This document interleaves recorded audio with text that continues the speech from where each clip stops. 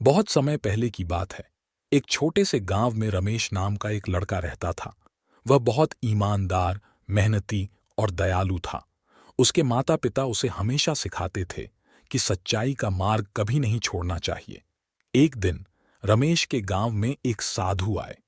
उन्होंने गांव के लोगों से कहा, कल सुबह गांव के पास की पहाड़ी पर एक चमकती हुई वस्तु मिलेगी।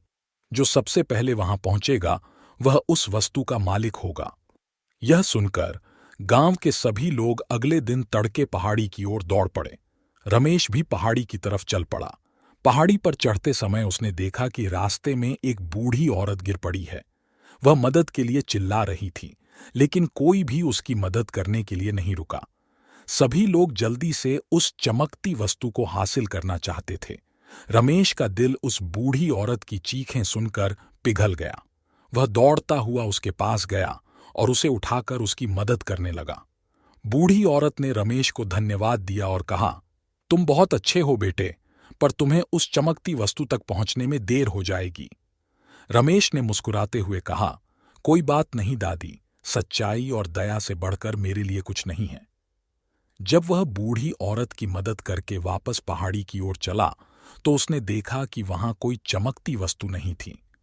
गांव के लोग आपस में लड़ते हुए नीचे उतर रहे थे। सभी निराश और गुस्से में थे क्योंकि उन्हें कुछ नहीं मिला था। रमेश ने फिर से बूढ़ी औरत की ओर देखा, जो अब एक सुंदर देवी में बदल गई थी। देवी ने कहा, रमेश, तुमने सच्चाई और दया का मार्ग अपनाया, इसलिए असली खजाना तुम्हारे पास है। उन्होंने रमेश को एक छोटी सी पोटली दी और कहा, इसमें जो कुछ भी है वह तुम्हारे लिए है। जब रमेश ने पोटली खोली तो उसमें से बहुत सारे सोने के सिक्के निकले। गांव के लोग यह देखकर हैरान रह गए और रमेश की ईमानदारी और दयालुता की तारीफ करने लगे। उस दिन से रमेश गांव का सबसे प्रतिष्ठित और सम्मानित व्यक्ति बन गया।